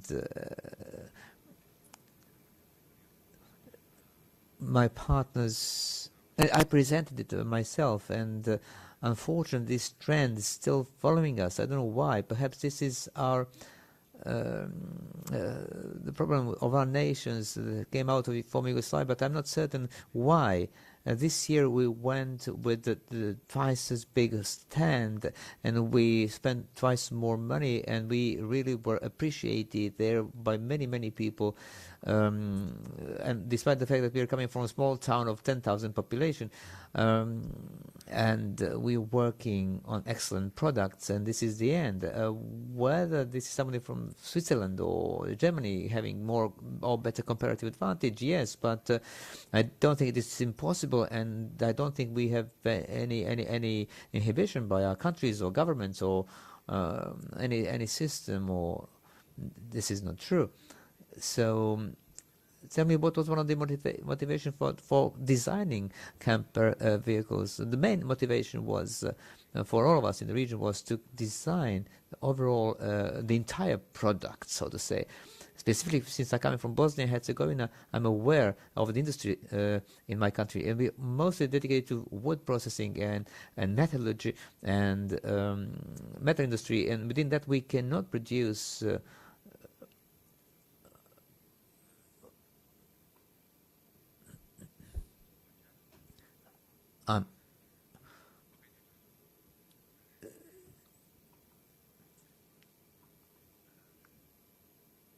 so the motivation behind all of this from the very beginning until I'm here, till I walk the earth anyway, is to create entire products, not to and what the country gave us from elementary to secondary school and university. So what was your advantage when you started thinking about this camper van? What would make it different from everything else which was currently in the market? And you said yourself there were companies that have been there for tens of years and hundreds of years, some of them even. Our only advantage, or in fact three actually big things, are our overall design and what it is material that we use, what other companies do not have. This is some kind of safety or impermeability and mere structure of the product. And what was the idea that was the original one and the product that you currently have, how different they are? They're different in 20%, I would say, which is still quite significant. But this all happened under the influence of different markets that we came to. We also have a company in Saudi Arabia. We also have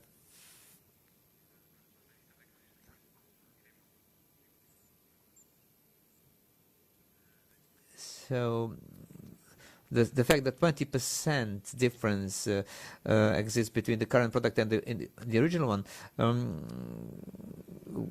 whether there was a challenge in the sense of materials, labor force, and everything else which we were talking about in previous panel. I will be quite honest, it was exclusively under the influence of ego trip of my partner.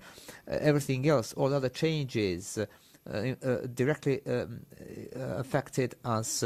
But nothing like a supply chain or lack of labor or anything. We have labor there, no problem. But I'll touch upon the issue of labor because we can discuss about that as well. So as for labor, we have conglomerates to blame in our countries. Big companies in Bosnia would give just 600 marks to their employees. It's logical. People will leave to Germany because they will receive a lot more salary. But now these big companies are forced to import labor from Turkey and pay them a lot more money than they would pay the original, their own people. So we would lack elementary staff or personnel in any industry. this is simply the case. And how many partners was necessary for you to have in order to have a camper vans? To start with 10. I tried for most of them to be from Bosnia and Herzegovina. Some of them were not so willing. Some would say, we are not interested, you're too small, and so on. A company from Gorazde, MKB Schlagthaler, they said, okay, but they're very expensive. And they were at the level of what was being sold in Germany, development of those rubber insulation parts. But the same thing we did in Vitesse for very small amount of money, actually. But we could not operate with these big companies at the time. But now we have quite a well-developed supply chain, which is quite sufficient for us. Tell me, now we will move on to the story that you started. And now your company is located in a city, and you have Glovo and Pfizer next to you. How come? And where you are actually now? We were lucky enough to meet a person from Egypt who came here by chance, not illegally, but very strange channel, so to say. And he met us, and his family lived in Riyadh for many years. And this is how we ended up in Jeddah. And we are now opening the factory or the plant that is going to be creating some boats and camper vans.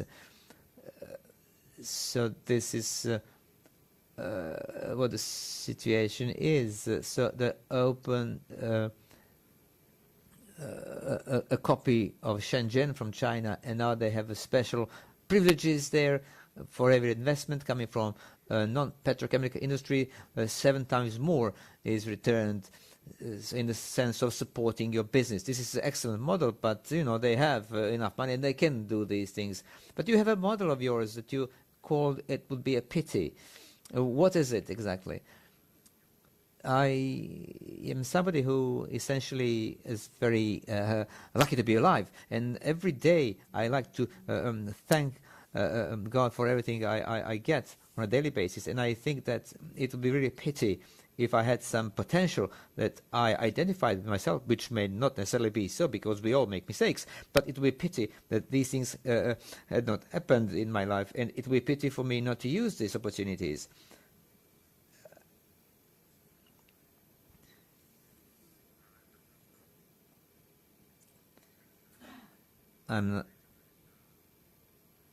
The only comparative advantage that might be assigned to me is that I wanted more than the others, actually.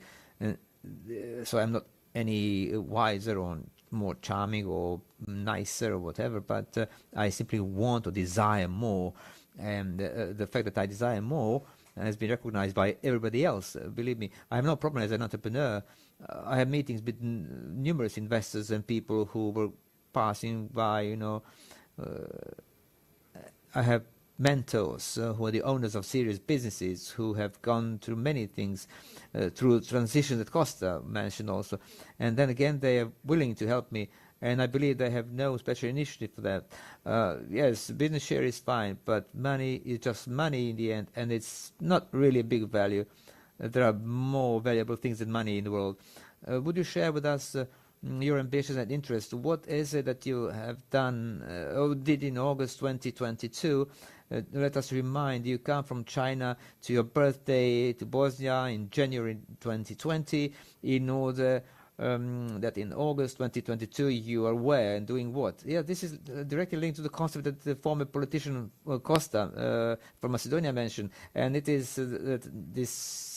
We do not need changes in 10 years' time. We need changes as soon as possible. In other words, I think that in the Balkans we lack companies, big companies, and which is what makes a click with young people. Like if it was in America or anywhere else, it would be better. I am too glad to live in Bosnia and Herzegovina. I lived in Beijing, which is an absolute concrete jungle. I needed 2 hours to come to my office, and now I have an opportunity to go to rivers and lakes, to go to the sea, to come to Budva.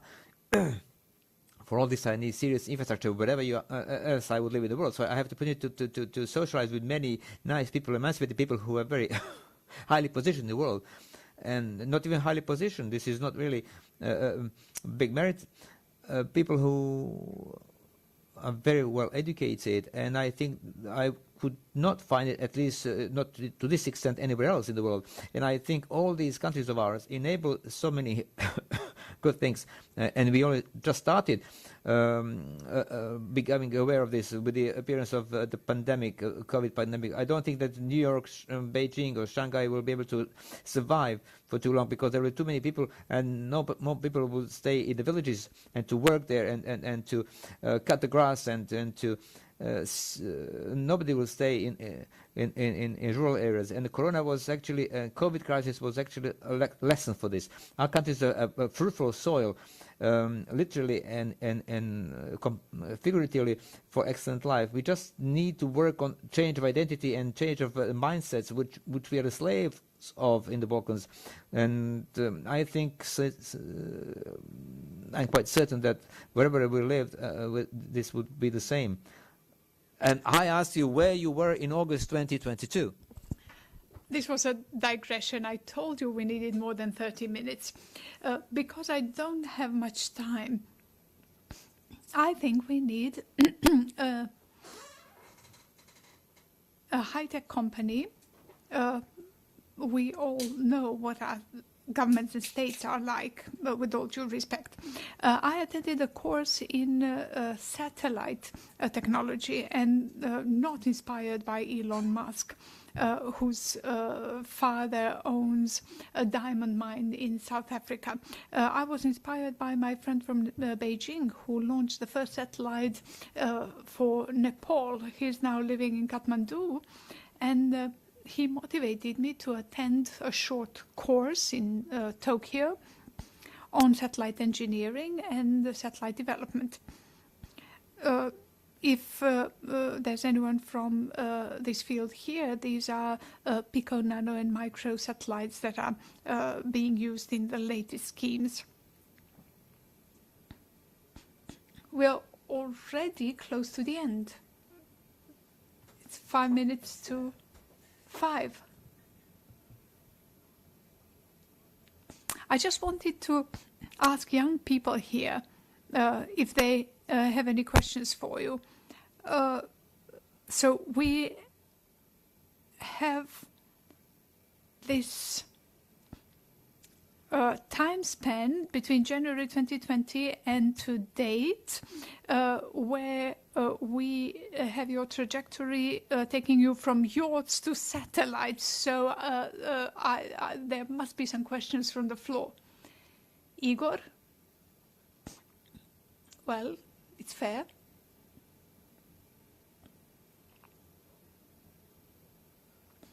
Hello everyone, Igor Goranovic from J Consulting. If I understand well, you are starting production in Saudi Arabia. Why not in Bosnia and Herzegovina? Because you have legacy infrastructure, old factories, plants, you have the workforce that used to work there. So was it a lack of incentives or lack of infrastructure? We do have production in Bosnia and Herzegovina, but you are also opening your line in Saudi Arabia, because I think that what we have in place in Vitesse is already sufficient for the European market. Thank you for your question. What we sell is quite limited. According to EU standards, anything below 200 pieces in automotive industry and all related areas, all below 200 pieces is custom made, considered to be custom made. And we believe that we should keep limited series. Limited series are there for a reason. Look at Ferrari, Lamborghini. And I think that the Middle East market is close to Bosnia and Herzegovina. And we are the first shipbuilders / anything else but oil company in Saudi Arabia ever. So they are completely undeveloped, unemancipated in that regard. For European market, we have a company registered in Germany. Nobody wanted to make payments to Bosnia and Herzegovina because in their minds there's still war going on there. So we set up a company in Germany to take capital in. And my plan is also to start business in the US. And another question. Uroš, I know that the government allocated 25 million for setting up businesses and employing youth. My question, what would your union do if you received 25 million and that's approximately 100,000 per job? We have an example. Dragana is here. The project ends on November the 2nd. 175,000 euros has gone to young entrepreneurs in small and underdeveloped municipalities, and they opened 26 job positions. That was the minimum. So we used up 185,000 euros from the project to do that. If our union received such a large sum, I think we would create a very interesting environment for here in Montenegro.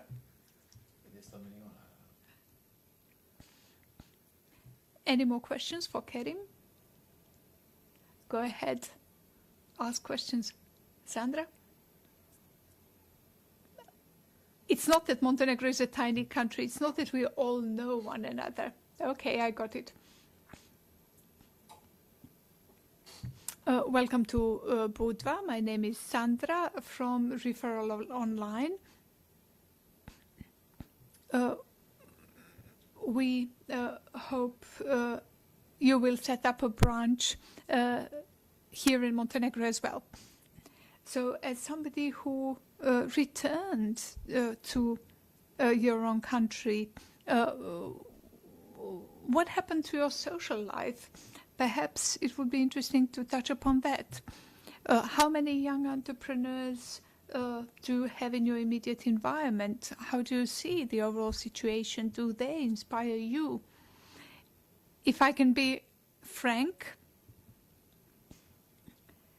people my age are usually not motivated to get engaged in any kind of business.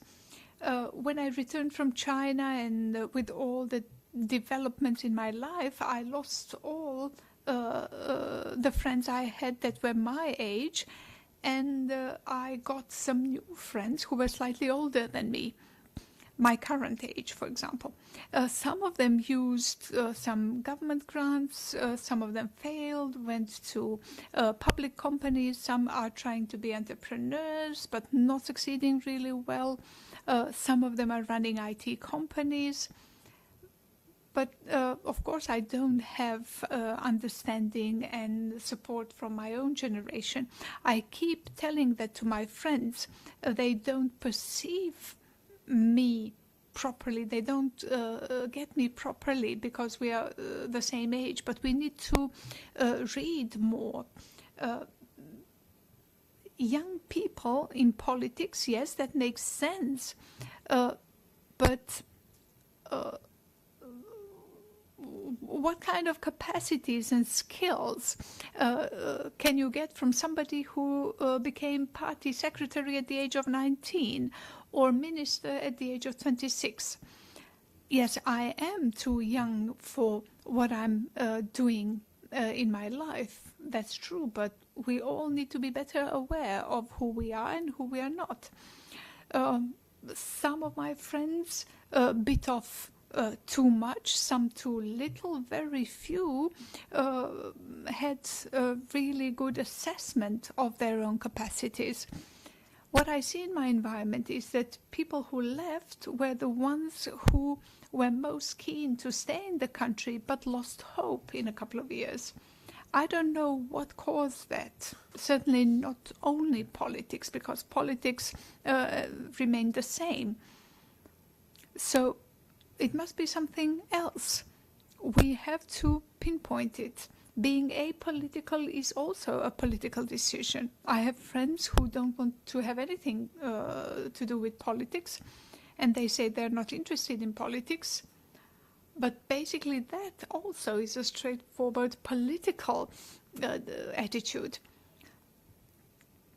If you consider history and the overall situation, people tend to leave. Yes, there was Dayton and the rest, but the self-pity and collective victimization is not getting us anywhere. We're just wasting our time. We are not progressing in any way. And that change, that shift, even in education, teachers motivating young people to be different, to insist on having more, that would bring about positive change. So going back to your question, no, I don't have friends my age and they're not ambitious. A follow-up question. So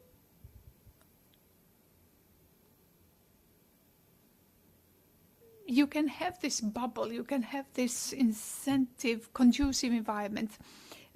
We understand you met inspiring people worldwide. What's your advice now you're here? What inspires you now? Who do you surround yourself with? I like talking to people who have the ambition to dream bigger. I really appreciate that thing where people have ambition, they want to make a difference. And the only difference between my Nepalese friend in Beijing and other friends is that he said, well, Kerim, this is what you could do, and these would be the steps that you would follow. And now there are people in the Balkans who are capable of articulating something like that. It's not that the Balkans are completely isolated with no success stories. We just need to hear their voice. There are better success stories than my camp events. We have top people in the diaspora working for top companies that we don't know anything about. We are so bad at networking and connections. We have a couple of people in Mostar. One is a civil engineer, the other one is the IT expert. They are 35 and 40 years of age, respectively. We put them in touch. They'd never talked to each other before we put them in touch. So what we tend to do is we socialize and drink coffee and discuss always with the same group of people, and we stay in isolation. And that way we will never progress. We want to interact with somebody who will tell us something different. Any more questions? No? How about a final message? I'll give you the closing. This segment of the conference is titled Showcase Interview. I believe everyone clearly understands why. So let me quote you. Stories happen to those who are capable of telling them. Yes, Rumi, one of the top writers of all times, says we should not be a drop in the ocean, but an ocean within a drop. And I think that the region always provided people who are like that. And Zuko Jumhur, the only person ever to write forward to a piece by Andrich. When I die, I won't be sorry for not being alive, but for not being able to read. And nulla dies sine linea, please get an education.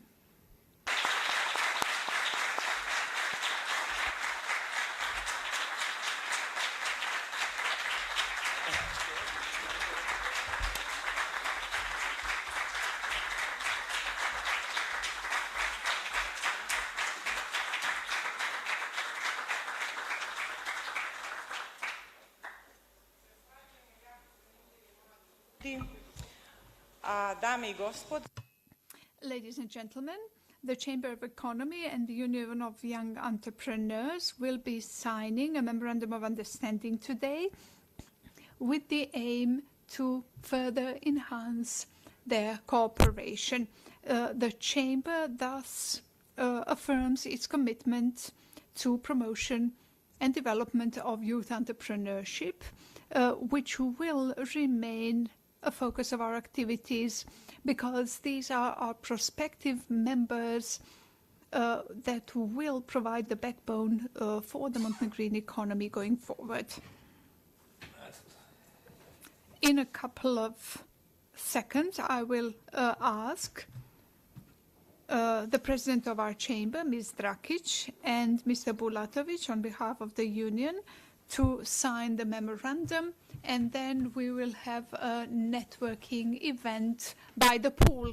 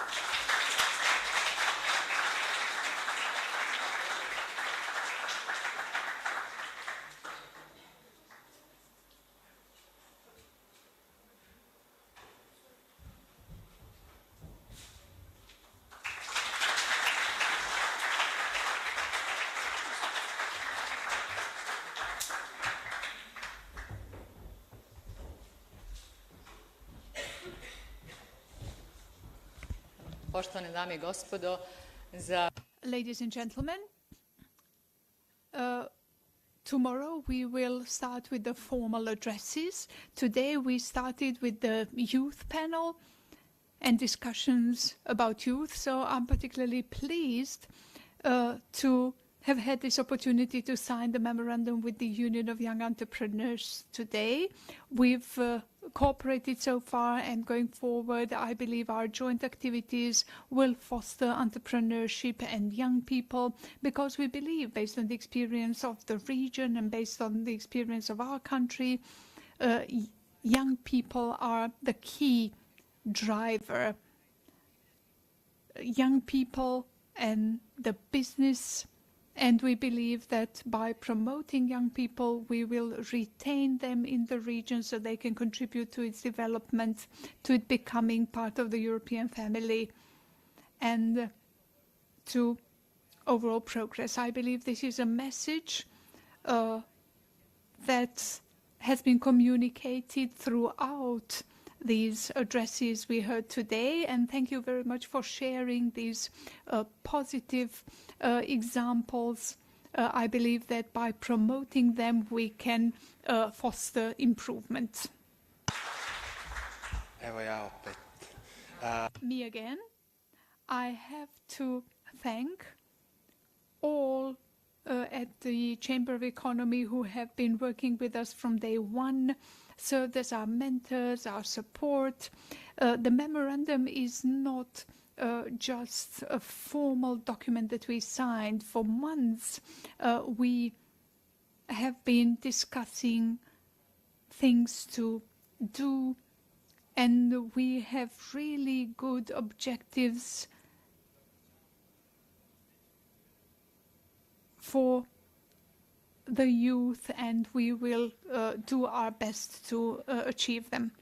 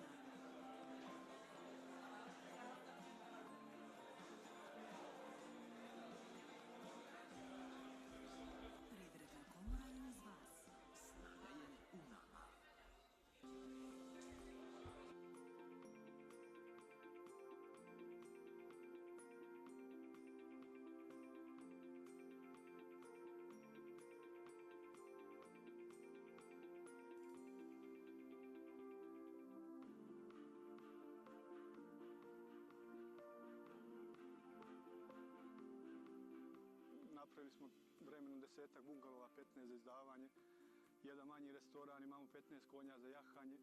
Ideja mog pokojnog oca i majke, oni su tu dolazili svojom stokom i onda vremenom su vidjeli veliku zainteresovanost turista za te lokalne proizvode. Većina su bili stranci. Na početku korone i naši ljudi su počeli da dolaze.